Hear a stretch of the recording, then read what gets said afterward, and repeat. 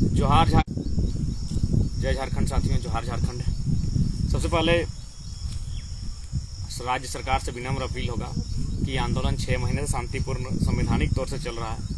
कृपया इस बीच आपने कई बार हमारे जो साथी हैं उनको फर्जी तरीके से अरेस्टिंग करने का प्रयास किया, उन पर दबाव बनाने का प्रयास किया, उन्हें कभी टॉर्चराइजेशन करने का प्रयास किया। तो इसके लिए मैं निवेदन करना चाहूँ, कृपया इस तरह की छोटे हथकंडे ना अपनाएं। अगर आपको अपनी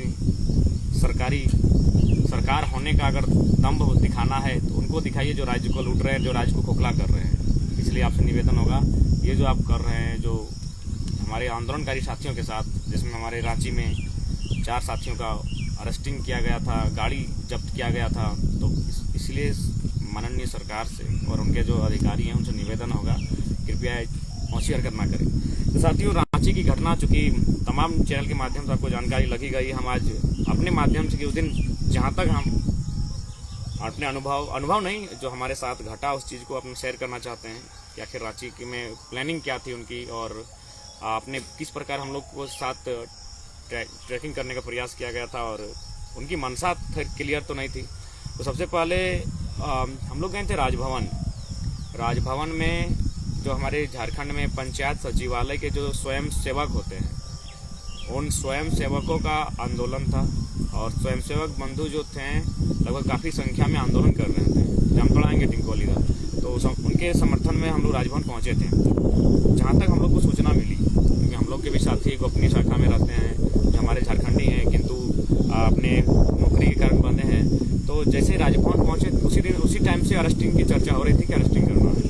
अब सवाल ये रहा कि मैंने अरेस्टिंग कैसे करना है, भीड़ में तो पॉसिबल नहीं है, भीड़ में अरेस्टिंग होने से फिर बवाल होता, तो इसलिए प्रशासन ने भीड़ समाप्त होने का और भीड़ से हम लोग का अलग होने का वेट किया। राजभवन में लगभग 1 घंटा संबोधन किए, आधा घंटा मीडिया बंधु और जो लोग धरना पर बैठे थे उनसे मिलने में समय लगा, 1.5 घंटा के आसपास हम लोग राजभवन में ठहरे थे, राजभवन के सामने। तो ठीक जैसे राजभवन में हम लोग का संबोधन और हम लोग का भेंट मुलाकात जनता से समाप्त हुआ, और हम लोग जैसे ही निकले राजभवन से जेल चौक उसको कहा जाता है, वहीं निर्मल दा की स्टेच्यू है, निर्मल महतो चौक भी कह सकते हैं, जेल चौक कह सकते हैं, वहाँ से लगभग मैंने 300 मीटर, हार्डली 300 मीटर की दूरी तक ही हम लोग पहुँचे थे, और हम लोग का गाड़ी को रोक दिया गया। और गाड़ी रोका तो फिर हमारे जितने भी साथी थे गाड़ी में, हम लोग उतर के पूछे कि भाई क्या माजरा है। तो उस समय तक उनका जो यहाँ कंधा पे साउंड नहीं आता है, जिसको वॉकी टॉकी क्या बोलते हैं, वायरलेस जो मोबाइल होता है उनका, जो पुलिस लोग का अपना अलग मोबाइल होता है ट्रैफिक पुलिस का, वो यहाँ बज रहा था। वो ऐसे करके बोल रहे थे, हेलो सर, सफ़ेद गाड़ी तो मिल गई है। तो बोला हाँ, गाड़ी नंबर 0560 सफ़ेद, हाँ इस गाड़ी को रोकना है, ये हाईकमांड का आदेश। इस तरह करके वहाँ से आवाज़ आ रहा था। तो फिर इन लोग बोला ठीक है सर, इसको पता भी नहीं बोला जा रहा कि रोकना क्यों है, सिर्फ इसको बताया जा रहा है कि उनसे बोल दीजिए कि ऊपर से आदेश है। फाइनली हम लोग को रोक लिया गया। जब रोक लिया गया तो हम लोग भी डिस्कस किए, सब नया खून का लड़का था, सब लोग डिस्कस किए कि भाई ऐसा क्यों, कहा आप रोक रहे हैं जबरदस्ती, हम लोग का सीट बेल्ट है, हम लोग का चालान है, दिस दैट जो भी है, धुआं परमिट, गाड़ी का जो नियम कानून है, सारा चीज़ है, तो फिर आप क्यों रोक रहे हैं। तो बोला कि हम लोग को कुछ पता नहीं है, मैंने ऊपर से आदेश है। अरे क्योंकि कौन सा नियम कानून यार ऊपर से आदेश है। तो इसी बीच हम लोग को डिस्कस काफ़ी होने लगा। तो जब डिस्कस होने लगा तो जो हमारे साथी थे, हमने हमेशा रांची जब भी हम लोग जाते हैं थोड़ा सा प्लानिंग से जाते हैं, सूझबूझ से जाते हैं। बोला नहीं, आप दूसरे गाड़ी में बैठिए, हम लोग हैंडल कर लेंगे। तो फिर हम दूसरे गाड़ी में बैठे। आगे भी हमारी एक गाड़ी थी जो रांची का ही साथी का था, उस गाड़ी में बैठकर वहाँ से निकले आए। और उसी बीच हम लोग को भी सूचना मिल चुकी थी कि पहला काम आप ये कीजिए, एक मैसेज वायरल कीजिए जिसमें जो गाड़ी जहाँ रखी जाएगी उसको चारों तरफ से घेर लिया जाए, नहीं तो संभावना है कुछ रखा जा सकता है। और लड़का लोग को बोलिए लॉक किया जाए, और लड़का लोग को ये भी बोलिए वो लोग कहीं ना जाए, 4-5 लड़का गाड़ी के सामने ही रहे। तो फाइनली वही हुआ, हम मौका मिला तुरंत जाके पहला काम लाइव भी किए कि भाई हम लोग की गाड़ी में ये नारियल पानी और कागज पत्र के सिवा और कुछ भी नहीं है, नथिंग। और फाइनली जो हमारे साथी थे जिनको नामकुम थाना ले जाया गया, और बाकी गाड़ी को लालपुर में रखा गया, और जो क्षेत्र था वो कोतवाली थाना क्षेत्र था, यानी 3 थाना मैंने कुछ मिनटों में एक्टिव हो गया। तो कह सकते कहीं ना कहीं इसमें बहुत जोरदार उनकी मंशा सही नहीं थी, संभावना थी कि शायद कुछ गाड़ी में रख दिया जाए। और कुछ साथी तो ऐसा भी चर्चा की कि मैंने पैसा तक रखने का चर्चा चल रहा था, तो पैसा तो हम लोग पाएंगे कहाँ, और कोई अगर हम लोग को देता भी है तो हम लोग इनकार कर देते हैं। और साथ ही तमाम लोगों से भी यही निवेदन करेंगे कि अगर हमारे नाम से कोई फंडिंग मांगता है तो कृपया एक बार सच्चाई को जान लें, हम लोग को कोई अभी फंडिंग की आवश्यकता नहीं। अगर आपको इच्छा है आंदोलन के माध्यम से कुछ देने की, तो घर में कोई चूका बनाइए, उसमें 1-2 रुपया जो आपको रखना है, जिस हिसाब से रखना है रखिए। और अगर फंडिंग का मामला आता है तो कृपया डायरेक्ट संपर्क कीजिएगा, ऐसा कोई बात नहीं है। तो इसलिए मैंने हम लोग को सूचना कल मिला कि नहीं उसमें पैसा रखने का तैयारी चल रहा था।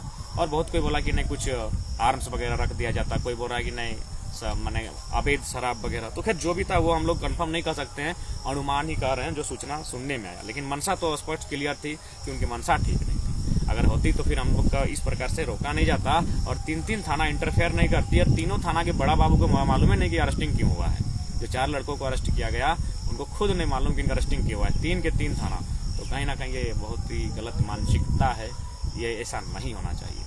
और बाकी हम लोग को जहां अपना एनालिसिस लग रहा है, जो बहुत सारे बातें जो मीडिया के माध्यम से सामने आ रही है कि इससे पहले जो भी हम लोग का आंदोलन होता था वो धनबाद और बोकारो और कुछ गिरिडीह के गांवों में हम लोग करते थे। गांव में जाके लोगों को समझाते थे, गांव में जाके सरकार की बुराइयां करते थे। लेकिन राजभवन में यानी रांची राजधानी के बीचों बीच उसी अंदाज में भाषण देना, उसी अंदाज में IAS IPS जो लुटेरे हैं उनको लताड़ देना, पिंटू चिंटू मिंटू को लताड़ देना, राज्य सरकार को वही मूर्ख मंत्री घोषित बोल देना, ये मैंने बोला कि यही शब्द आपका सबसे लिए ज्यादा घातक हुआ। तो हमने स्पष्ट कहा 302 लगे, लेकिन जो सच्चाई है उसको अपना गांव में नहीं, तोपचांची में नहीं, राजधानी रांची में राजभवन के सामने उन बातों को रखने का साहस रखते हैं।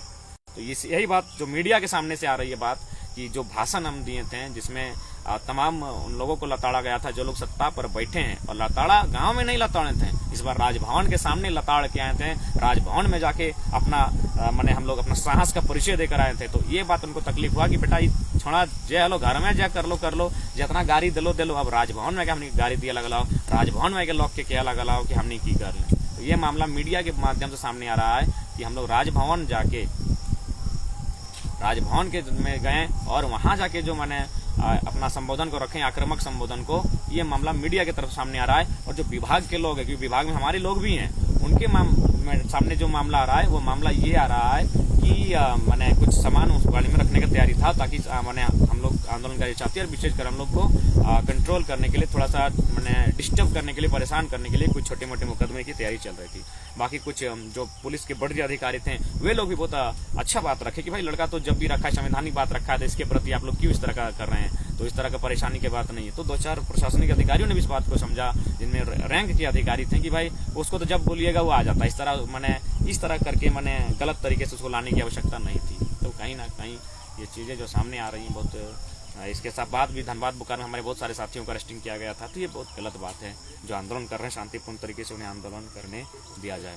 और जो सबसे मजे की बात है, जब उन चारों को पकड़ के ले गया तो वहाँ किसी ने पूछा कि इसमें से जयराम महतो कौन है, तो बोला अरे वो तो अभी लाइव है, तुम लोग किसको पकड़ के ले आया है। तो कहीं ना कहीं उनकी जो मंशा है और वो मैंने स्पष्ट नहीं थी, उनकी मंशा में कहीं ना कहीं खोट थी, ये ऐसा प्रतीत हुआ। मीडिया के माध्यम से जो बातें आ रही हैं वो बातें ये आ रही हैं कि राजभवन जो होता है वो केंद्र होता है, राजधानी होती है, और राजधानी के बीचों बीच सरकार को लताड़ देना, सरकार के जो भ्रष्ट IAS IPS है उनको लताड़ देना, और पिंटू सिंटू मिंटू चिंटू जो उनके सर्कल के लोग हैं जो सरकार को चला रहे हैं उनको कुछ कह देना, ये सबसे बड़ा बात सामने आई है मीडिया बंधुओं के माध्यम से। और विभाग की आई है कि उसमें 2-4 दिन 5 दिन 7 दिन 1 महीना डिस्टर्ब करने के लिए कोई फर्जी मुकदमे की इस तरह की चर्चा चला। तो इस तरह मैं तमाम साथियों से भी कहूँगा थोड़ा सचेत रहेंगे, सावधान रहेंगे, एकजुट रहेंगे, और कहीं तोपचांची हो या रांची अगर किसी साथी को हमारे इस तरह बेवजह परेशान किया जाता है तो उसके लिए एकजुटता के साथ आप सभी को परिचय देना होगा। यही हमें ध्यान रखना, ये हमारी विशेष बात होनी चाहिए, ये विशेष रणनीति होनी चाहिए। तो ये रांची का घटनाक्रम है। बाकी अरेस्टिंग के बाद उनके साथ क्या हुआ, क्या बात हुई, वो तो फिर 4 साथी जो हैं उनको कभी बोलेंगे, वे आके लाइव अथवा अपने संदेश को दे देंगे। लेकिन जहाँ तक हम थे और जहाँ तक जो सूचना सामने आई, हाँ ये हम लोग का बुद्धि विवेक काम किया कि 2 गाड़ी थे। तो हम भी जब डिस्कस करने लगे अधिकारी से तो बोला कि नहीं आप चले जाइए, क्योंकि उनको मैसेज सिर्फ इतना था कि फलाने रंग की गाड़ी को इतना नंबर है, इसको रोकना है। चेहरा नहीं बताया था कि इसको रोकना है, पर्सन को रोकने की बात नहीं हुई थी, वरना उन लोग पता नहीं क्या गाड़ी सहित रोकना चाहता था। तो इसीलिए हम लोग भी विवेक से काम किए हैं। अगर नहीं तो फिर होता, अगर मेरा भी मोबाइल अगर उन लोग ले लेता तो ना लाइव आने का मौका मिलता और ना ही जनता तक मैसेज देने का मौका मिलता। तो इसलिए कहीं ना कहीं अगर हम लोग सूझबूझ के परिचय दिए, अगर खुद को वहां से अलग कर लिए टीम से, और टीम के साथियों ने कहा कि आप चले जाइए, वरना हम तो बोले कि नहीं हम भी यहीं रहेंगे, आप लोग के साथ रहेंगे। लेकिन फाइनली टीम ने कहा कि नहीं आप चले जाइए, हम लोग हैं और हम लोग भी लीडर हैं, हैंडल कर लेंगे। तो इसलिए वहां से जैसे निकले पहला काम 5 मिनट में हम यही किए, लाइव आके बता दिए कि भाई ऐसा ऐसा हो सकता है। ये कंफर्म नहीं है, हम लोग अनुमान, क्योंकि हमने पहले कहा कि जो हम कहते हैं सत्य वो जरूरी नहीं कि सत्य वही है, हम लोग अनुमान कह रहे हैं ऐसा होने की संभावना है, इसलिए जनता को लाइव के माध्यम से हम लोग मैसेज दे देते हैं।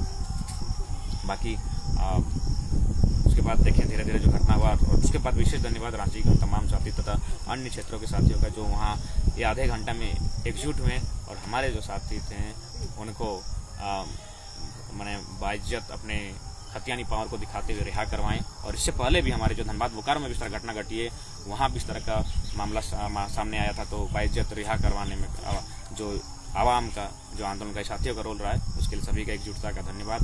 आगे भी एकजुटता के साथ आंदोलन हम लोग करेंगे, यही मकसद है, यही उद्देश्य है। जोहार झारखंड।